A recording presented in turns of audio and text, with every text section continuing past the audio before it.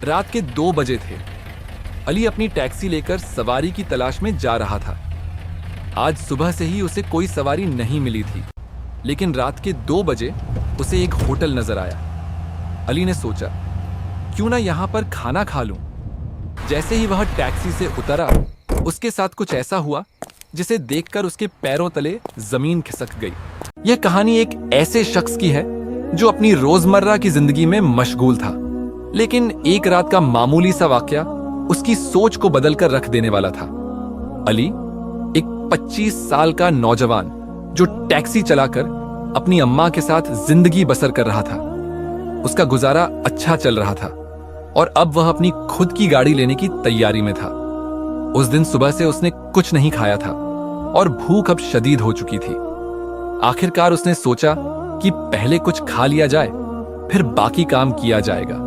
Mobile app बंद किया और खाने की तलाश में सड़क के किनारे किसी स्टॉल की ओर बढ़ा।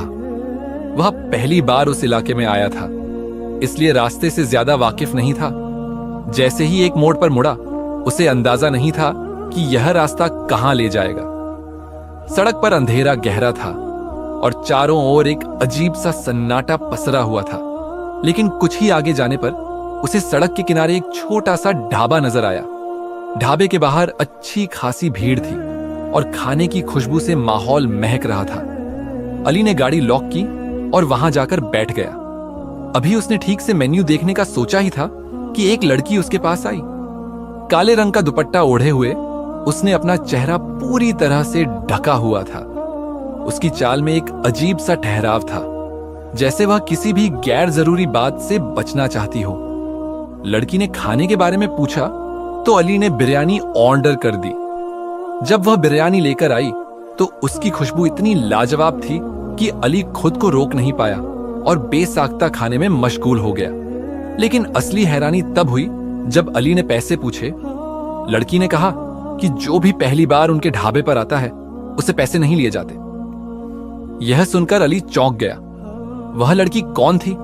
अकेले ढाबा चला रही थी या फिर यह किसी और का था? यह सोचते हुए उसने लड़की से पूछा कि क्या यह ढाबा उसका है। जवाब में लड़की ने सिर्फ सिर हिलाकर हां कहा। अली इस पूरी बात से बेहद मुतासिर हुआ। उसने कभी नहीं सोचा था कि सड़क के किनारे कोई लड़की इस तरह ढाबा चला सकती है, वो भी इतनी खुददारी और हिम्मत के साथ। वह उसकी यह बात भी नहीं भूला कि अगली बार आने पर ही वह अपना नाम बताएगी। घर लौटते वक्त अली को एहसास हुआ कि उसे बिरयानी पैक करवा लेनी चाहिए थी ताकि उसकी अम्मा भी खा सकती। लेकिन अब वह काफी दूर निकल आया था, वापस जाना मुमकिन नहीं था।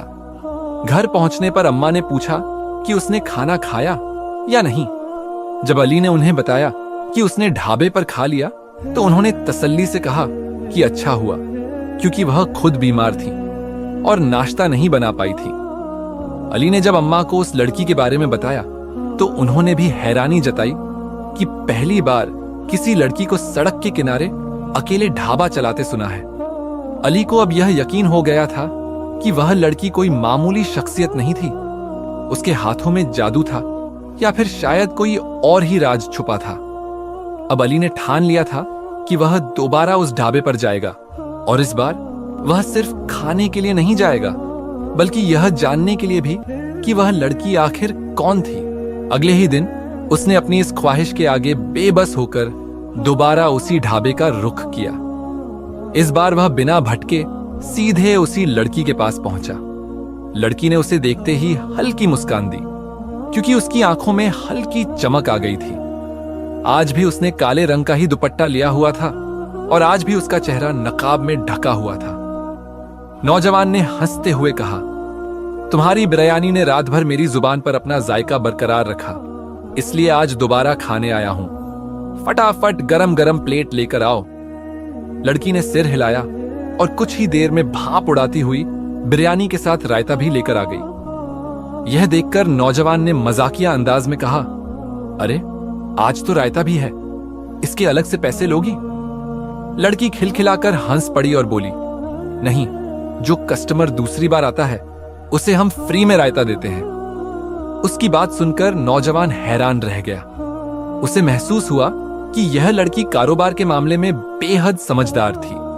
उसने हंसते हुए कहा, अरे तुम तो बिजनेस के मामले में बहुत चालाक हो, मुझे तुम्हारा यह अंदाज बहुत पसंद आया। लड़की ने मुस्कुराते हुए जवाब दिया, बिल्कुल, क्योंकि मैंने बिजनेस की पढ़ाई की हुई है। फिर उसने अपनी कहानी सुना दी, कैसे उसके पिता का इंतकाल हो चुका था, कैसे वह और उसकी छोटी बहन मिलकर इस ढाबे को चला रही थीं और कैसे इस मेहनत से उनका घर चलता था। नौजवान को यह सुनकर दुख हुआ। उसने महसूस किया कि यह लड़की एक अच्छी नौकरी की हकदार थी, लेकिन हालात ने उसे इस जगह लाकर खड़ा कर दिया था। मुसीबत का पहला वार उस दिन के बाद नौजवान का वहां दोबारा जाना नहीं हो सका। महीने का आखिरी चल रहा था और उसे घर का किराया, बिल और अपनी गाड़ी की किस्त भरनी थी। वह अपने काम में पूरी तरह मसरूफ हो गया था, लेकिन उसे जरा भी अंदाजा नहीं था कि उसके साथ कोई ऐसी मुसीबत आने वाली है जिससे वह मुंह के बल गिर पड़ेगा। सुबह सवेरे वह अपने काम के लिए निकला और दोपहर के करीब 11 बज चुके थे। चूंकि उसकी मां सो रही थी, इसलिए वह नाश्ता नहीं कर पाया था। उसे जबरदस्त भूख लगी हुई थी, इसलिए उसने सड़क किनारे नान छोले खाने का फैसला किया। उसने अपनी गाड़ी वहीं खड़ी कर दी और भूलवश चाबी अंदर ही छोड़ दी। नाश्ता करते करते वह इस कदर मग्न हो गया कि उसे अंदाजा ही नहीं हुआ कि कब एक चोर उसकी गाड़ी लेकर 9-2-11 हो गया। जब उसने पैसे देकर वापस गाड़ी की तरफ रुख किया तो उसके पैरों तले जमीन खिसक गई। उसकी गाड़ी वहां से गायब थी। एक पल के लिए तो उसे लगा कि शायद वह गलत जगह देख रहा है। उसने इधर उधर नजर दौड़ाई, राहगीरों से पूछा, लेकिन किसी को कुछ नहीं पता था। उसका जिस्म पसीने पसीने हो गया था। यह गाड़ी ही उसका एकमात्र सहारा थी और अब वह ही नहीं थी। हैरानी, गुस्से और अफसोस के मिले जुले जज्बात के साथ वह सड़क के किनारे बैठ गया। समझ नहीं आ रहा था कि आगे क्या करे, लेकिन फिर उसे पुलिस स्टेशन का ख्याल आया। उम्मीद की एक हल्की किरण जागी कि शायद पुलिस उसकी गाड़ी ढूंढ सके। क्या यह सिर्फ एक हादसा था? नौजवान ने पुलिस स्टेशन में जाकर रिपोर्ट दर्ज करवाई और भारी कदमों से बाहर निकला। अब उसे सबसे बड़ा डर यह सता रहा था कि वह अपनी मां को यह सब कैसे बताएगा। उनकी पहले ही तबीयत ठीक नहीं रहती थी और अगर उन्हें यह खबर मिलती तो वह और ज्यादा परेशान हो जाती। अली यूं ही चलते चलते बहुत आगे तक निकल आया, लेकिन यह देखकर वह हैरान रह गया कि जहां वह खड़ा था वही ढाबा था जहां हुरिया बिरयानी बेचती थी। अपने आप को यहां देखकर अली खुद भी हैरान था। अपने ख्यालों में इतना गुम था कि उसे यह एहसास ही नहीं हुआ कि वह यहां तक कैसे पहुंचा। वह धीरे धीरे ढाबे की तरफ बढ़ा और एक कुर्सी पर गिरने के अंदाज में बैठ गया। उसे इस तरह बैठा देखकर हुरिया फौरन वहां आ गई। क्या हुआ? सब खैरियत तो है? तुम चेहरे से काफी परेशान लग रहे हो, हुरिया ने फिक्रमंदी से पूछा। अली ने गहरी सांस भरी और उसे गाड़ी चोरी होने की बात बता दी। यह सुनकर हुरिया ने बेइख्तियार दिल पर हाथ रख लिया और कहा, मुझे यकीन नहीं आ रहा कि तुम्हारा इतना नुकसान हो गया है। अब क्या करोगे? अली ने अपने खाली हाथों की तरफ इशारा किया और ना में सिर हिला दिया। यह देखकर हुरिया भी तासुर से सिर झुका गई। कुछ देर यूं ही बैठने के बाद जब अली उठकर जाने लगा तो हुरिया ने उसे रोक लिया। खाना खाकर जाना, उसने कहा, लेकिन अली ने मना कर दिया और भारी कदमों से घर की तरफ चल पड़ा। घर पहुंचते ही देखा कि अम्मा उसके इंतजार में बैठी थी। वह खाना लिए बैठी थी और अली को देखकर बोली, आओ मिलकर खाना खा लेते हैं। अली ने झूठ कहा, मैं खाना खा चुका हूं, बहुत ज्यादा थक गया हूं, इसलिए थोड़ा आराम करूंगा। अम्मा ने सिर हिलाते हुए कहा, आज तुमने गाड़ी का हॉर्न भी नहीं बजाया, क्या हुआ? क्या हॉर्न खराब हो गया है? अली चौंक गया और बोला, नहीं अम्मा, हॉर्न खराब नहीं हुआ, बस गाड़ी का कुछ काम था तो उसे वर्कशॉप पर छोड़ दिया है। उम्मीद है कि परसों तक मिल जाएगी इंशाअल्लाह। यह कहकर वह जल्दी से अपने कमरे में चला गया। अली को अब किसी भी तरह चैन नहीं था। गाड़ी चोरी होने के कारण उसकी रातों की नींदें उड़ गई थीं। हर रोज वह पुलिस स्टेशन के चक्कर काट रहा था, लेकिन कोई फायदा नहीं हो रहा था। पुलिस सिर्फ यही कह रही थी कि जैसे ही कोई सुराग मिलेगा बता देंगे। एक हफ्ता गुजर गया, लेकिन गाड़ी का कोई अता पता नहीं था। अम्मा रोज पूछती, तो अली कोई ना कोई बहाना बना देता। आज बहुत दिनों बाद वह फिर ढाबे पर चला गया। चेहरे से परेशानी साफ झलक रही थी। कुछ ही देर में हुरिया उसके पास आ गई। क्या हुआ? बहुत दिनों बाद आए हो, क्या तुम्हारी गाड़ी मिल गई? उसने फिक्रमंदी से पूछा। अली ने आहिस्ता से सिर हिलाया। नहीं, गाड़ी अब तक नहीं मिली, न जाने मिलेगी भी या नहीं। हिम्मत मत हारो, मिल जाएगी। हुरिया ने दिलासा देने की कोशिश की। फिर उसने अम्मा के बारे में पूछा। अली ने जवाब दिया, अम्मा ठीक हैं, मैंने उन्हें अब तक गाड़ी के बारे में नहीं बताया। थोड़ी देर सोच में डूबी रहने के बाद हुरिया ने कहा, अली, क्या मैं तुम्हारी कोई मदद कर सकती हूं? अली ने हैरानी से उसकी तरफ देखा। अरे नहीं नहीं, तुम भला कैसे मेरी मदद कर सकती हो? बस दुआ करो कि मेरी गाड़ी मिल जाए। बहुत परेशान हूं, गाड़ी की किस्त भी देनी है, घर का किराया भी बाकी है। मेरे पास तो बस खाने भर के ही पैसे बचे हैं। हुरिया ने धीरे से कहा, मेरे पास कुछ पैसे रखे हुए हैं, अगर तुम चाहो तो इस्तेमाल कर सकते हो, बाद में लौटा देना। अली ने नफी में सिर हिला दिया। नहीं, मैं तुम्हारी मदद नहीं ले सकता। तुमने मेहनत से जो कमाया है वह तुम्हारा हक है। मैं तुम्हारी पेशकश की कदर करता हूं, लेकिन मैं ऐसा नहीं कर सकता।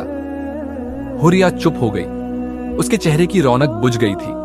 थोड़ी देर बाद वह खाना लेकर आई और अली की मेज पर रख दिया। अली ने मना किया, अभी मेरे पास पैसे नहीं हैं, मैं नहीं खा सकता।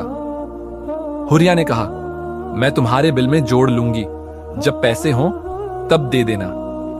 फिर वह गुस्से से वहां से चली गई। अली को थोड़ी शर्मिंदगी हुई कि वह बार बार उसकी मदद को ठुकरा रहा था। उसे खाना भी नहीं खाया गया। वह उठकर हुरिया के पीछे चला और उससे माफी मांगी। हुरिया, मुझे माफ कर दो, मैं तुम्हारे खुले दिल को गलत समझ रहा था। मेरे हालात ने मुझे बहुत तल्ख बना दिया है। हुरिया मुस्कुराई और कहा, मैं नाराज नहीं हूं, मैं बस तुम्हारी मदद करना चाहती हूं। अगर तुम मेरी मदद कबूल कर लोगे तो मुझे खुशी होगी। यह कहकर उसने अली की आंखों में आंखें डालकर देखा। पहली बार ऐसा हुआ था कि उसने इस तरह अली को देखा था।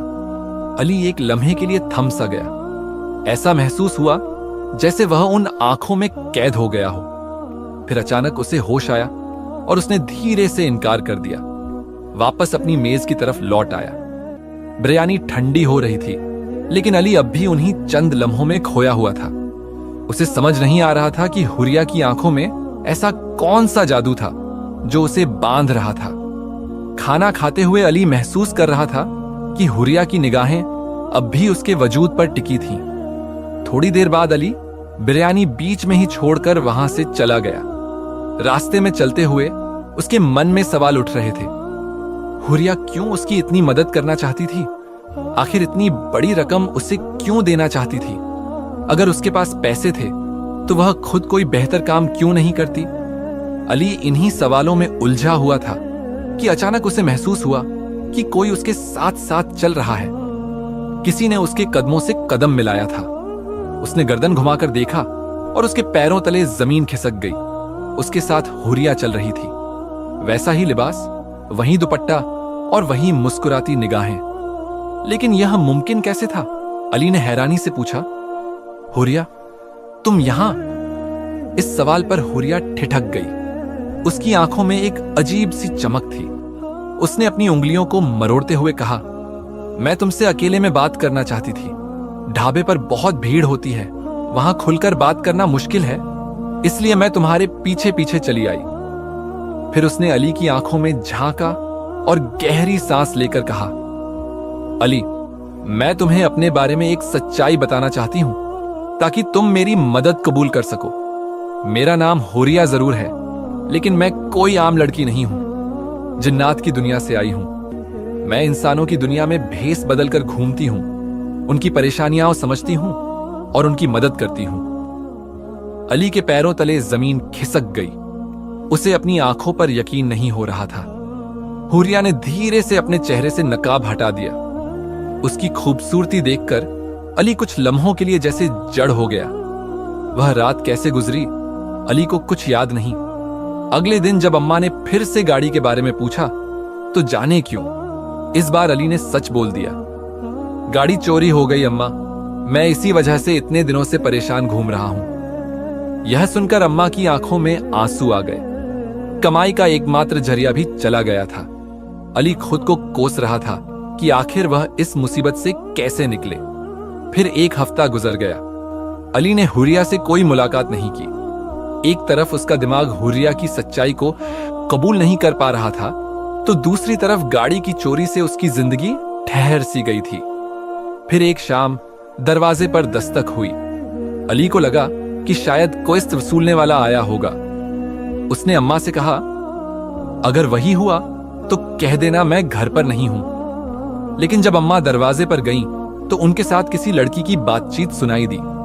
अली ने झांक कर देखा तो उसकी आंखें हैरत से फैल गईं। सामने हुरिया खड़ी थी, जो अम्मा से अंदर आने की इजाजत मांग रही थी। अली हड़बड़ाकर बाहर आया और बोला, हुरिया, तुम यहां?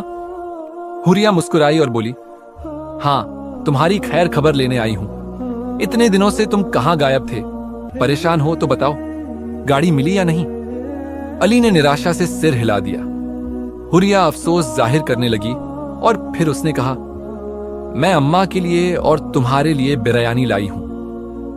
अम्मा उसे बहुत अपनापन दिखा रही थी, जबकि अली अब भी उलझा हुआ था। उसने अम्मा को हुरिया की हकीकत नहीं बताई, क्योंकि वह खुद इस बात पर पूरी तरह यकीन नहीं कर पा रहा था। कुछ देर बैठने के बाद हुरिया उठी और बोली, अली, तुम्हारे लिए मेरे पास एक चीज है, बाहर गली में आकर देखोगे? अली ने हैरानी से पूछा, ऐसी कौन सी चीज? यहीं बता दो। लेकिन हुरिया मुस्कुराई और बोली, नहीं, पहले बाहर आओ। अली और अम्मा उसके साथ बाहर आए। बाहर गली में एक नई चमचमाती कार खड़ी थी। हुरिया ने अली की तरफ देखा और कहा, यह तुम्हारी नई गाड़ी है, आज से तुम इसे बतौर टैक्सी इस्तेमाल करोगे? अली अवाक रह गया। उसने हैरानी से पूछा, यह गाड़ी कहां से आई? तुम क्या कह रही हो? हुरिया ने मुस्कुराते हुए चाबी अली की तरफ बढ़ा दी। यह गाड़ी अब तुम्हारी है अली, बस इसे चलाने की हिम्मत करो। अली ने कांपते हाथों से चाबी ली और गाड़ी को छूने लगा। अम्मा के चेहरे पर खुशी थी, लेकिन साथ ही वह हैरान भी थी। उन्होंने हुरिया से कहा, अरे बेटा, तुमने इतनी महंगी गाड़ी मेरे बेटे को तोहफे में दे दी। हुरिया खिलखिलाकर हंस पड़ी और बोली, अम्मा, आप परेशान ना हो, यह मेरा और अदी का मामला है, हम आपस में देख लेंगे। अम्मा ने हल्की मुस्कान के साथ सिर हिलाया, जैसे वह सब कुछ समझ रही हो। लेकिन अदी के चेहरे पर संकोच था। उसने गाड़ी को देखा, फिर हुरिया की ओर मुड़ते हुए कहा, मैं यह गाड़ी नहीं ले सकता, यह बहुत कीमती है। मैं जानता हूं कि तुम्हारे लिए इसकी कीमत मायने नहीं रखती, लेकिन मेरे लिए रखती है। इसे लेने से मेरी खुददारी पर चोट पहुंचेगी। अदी ने गाड़ी की चाबी हुरिया की ओर बढ़ाई, लेकिन हुरिया मुस्कुरा दी। मुझे पता था कि तुम यही कहोगे, इसलिए मैंने पहले ही सोच लिया था कि तुमसे इस गाड़ी की किस्तें लूंगी। अभी 2 महीने तक इसे इस्तेमाल करो। जब तुम्हारी पुरानी गाड़ी की किस्तें पूरी हो जाएंगी, तब तुम हर महीने एक खास रकम मुझे ट्रांसफर कर देना। हुरिया ने सहजता से कहा। अदी की आंखों में हैरानी थी। उसे विश्वास नहीं हो रहा था कि किस्मत इतनी मेहरबान हो सकती है। एक अनजानी लड़की जिससे वह एक ढाबे पर मिला था, उससे यूं दोस्ती हो जाना और फिर उसकी इतनी मदद मिलना, यह सब किसी सपने जैसा लग रहा था। उसकी आंखों में अनायास ही आंसू आ गए। हुरिया, तुम्हारा बहुत शुक्रिया। तुमने इस मुश्किल घड़ी में मेरी जो मदद की है, शायद कोई अपना भी ऐसा ना करता। अदी ने कृतज्ञता से कहा। हुरिया ने उसकी ओर देखकर एक हल्की मुस्कान दी, लेकिन उसकी आंखों में भी एक अनजानी नमी थी। उसने कुछ रकम आदि की ओर बढ़ाते हुए कहा, यह सिर्फ एक कर्ज है, इसे इस्तेमाल कर लो ताकि तुम्हें किस्तों के लिए कोई तंग न करे। दिल लगाकर अपना काम करो। यह कहकर हुरिया चली गई। अदी उसकी ओर देखता रह गया। उसने गाड़ी की ओर देखा। यह बिल्कुल नई थी, जैसे अभी शोरूम से निकली हो। उसकी चमक इस बात की गवाही दे रही थी कि यह बहुत कीमती है। उस रात अदी को खुशी के मारे नींद नहीं आई। अम्मा भी हुरिया की तारीफ करते नहीं थक रही थी। ऐसी बच्ची मैंने पहली बार देखी है, इतनी मोहब्बत और एहसास करने वाली, अपना सब कुछ लुटा देने वाली।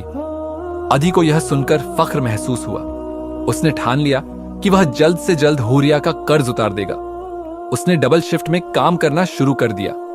3 महीने बाद जब वह हुरिया को पहली किस्त देने उसके ढाबे पर पहुंचा तो वहां का नजारा देखकर उसकी आंखें फैल गईं। वहां अब कोई ढाबा नहीं था, हुरिया भी कहीं नहीं थी। अदी ने आसपास के लोगों से पूछा, लेकिन कोई भी उसके बारे में कुछ नहीं जानता था। वह मायूस हो गया। उसे समझ नहीं आ रहा था कि हुरिया से संपर्क कैसे करे। उसके पास ना उसका पता था, ना कोई और जानकारी।